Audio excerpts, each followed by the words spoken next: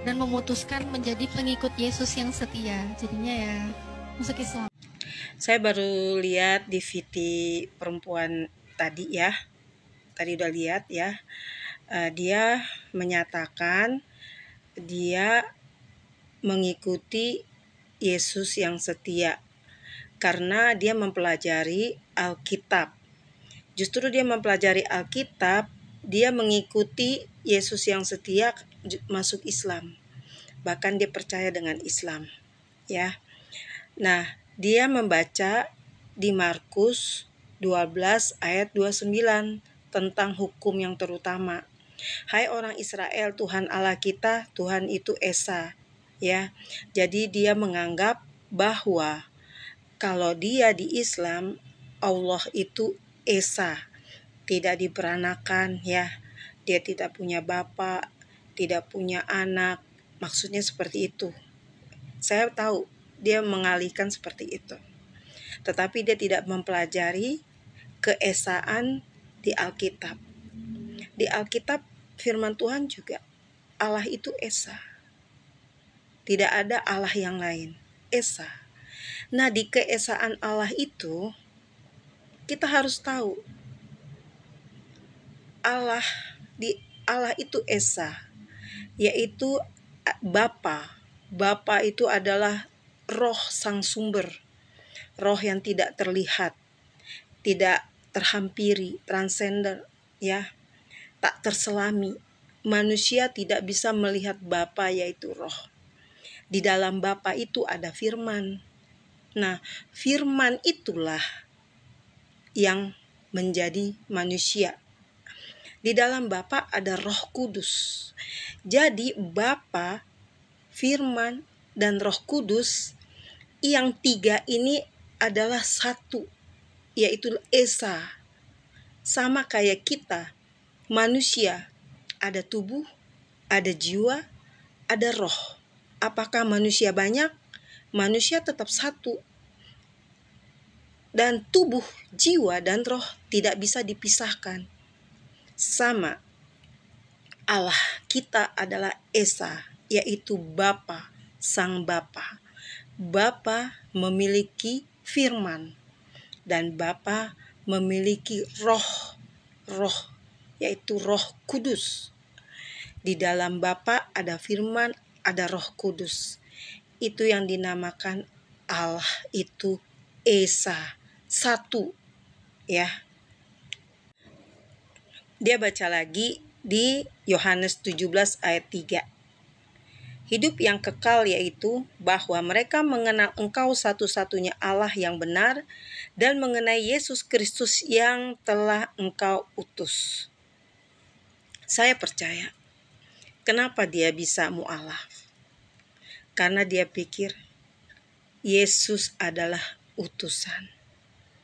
Yesus bukan Tuhan. Itu kebanyakan dari sebelah seperti itu. Tapi kita baca ya. Di Yohanes 1 ayat 14. Firman itu telah menjadi manusia dan diam di antara kita. Dan kita telah melihat kemuliaannya, yaitu kemuliaan yang diberikan kepadanya sebagai anak tunggal Bapa, penuh kasih karunia dan kebenaran. Ya. Kenapa dibilang Yesus adalah utusan? Karena Yesus yang utus Bapanya sendiri. Dia keluar dari Bapa, dia firman Bapa yang keluar dari Bapa. Itu namanya yang diutus. Bukannya utus para nabi, para rasul, bukan. Ini Bapanya sendiri. Keluar dari Bapa, firman yang keluar dari Bapa itu. Jadi bukan utusan seperti utusan para nabi, beda ya. Satu lagi, Yohanes 1 ayat 18. Tidak ada seorang pun yang pernah melihat Allah, tetapi anak tunggal Allah yang ada di pangkuan Bapa, dialah yang menyatakannya. Jadi kita tidak satu pun yang bisa melihat Allah. Melalui Yesus Kristuslah, makanya kita bisa melihat Allah. Kita bisa berdoa kepada Allah, kepada Bapa. Kita bisa berdoa kepada Bapa seperti Tuhan Yesus mengajarkan, berdoa kepada Bapa kami di surga. Nah, melalui Tuhan Yesuslah kita mengenal siapa Allah yang kita kenal, siapa Bapa yang kita kenal.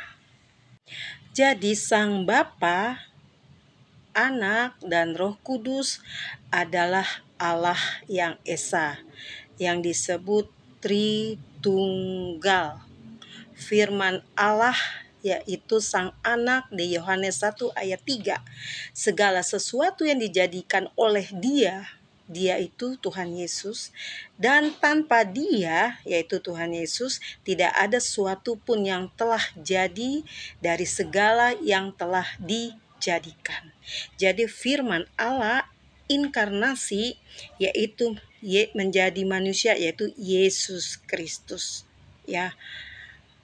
Jadi Tuhan Yesus sepenuhnya Allah, dia mempunyai dua kodrat, sepenuhnya Allah, sepenuhnya manusia, ya. Yang manusia itu yang mati di kayu salib. Kita mengenal Sang Bapa melalui firman-Nya yang menjadi manusia. Di luar Yesus kita tidak mungkin mengenal Bapa. Kita baca di Yohanes 1 ayat 18 ya. Tidak seorang pun yang pernah melihat Allah, tetapi anak tunggal Allah yang ada di pangkuan Bapa, dialah yang menyatakannya. Jadi kita harus mengenal Allah kita yang sejati, yang benar. Makanya kalau orang yang tidak mengenal Alkitab, tidak mempelajari Alkitab, dia seperti perempuan yang tadi, yang di video tadi, dia gampang untuk meninggalkan Tuhan Yesus.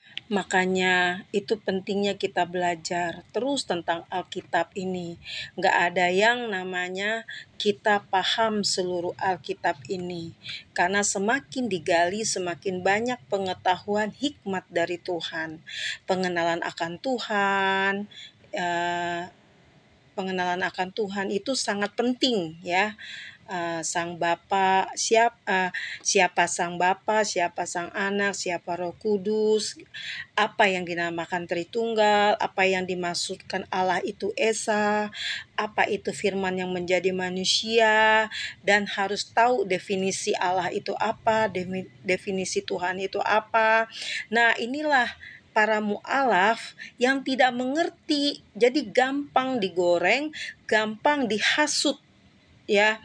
Apalagi tentang karya penyalipan, ya, karya penyalipan seperti apa, dan apa itu dosa waris apa, dosa perbuatan apa, dan apa itu penebusan dan karya keselamatan.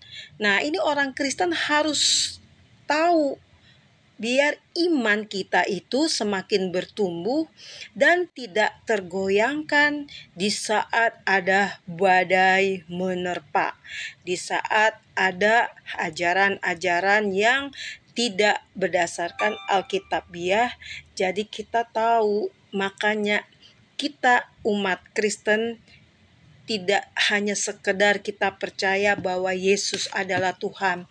Yang penting gue percaya Tuhan Yesus, ya udah. Yang penting gue berdoa kepada Tuhan Yesus. Yang penting gue menyembah kepada Tuhan Yesus.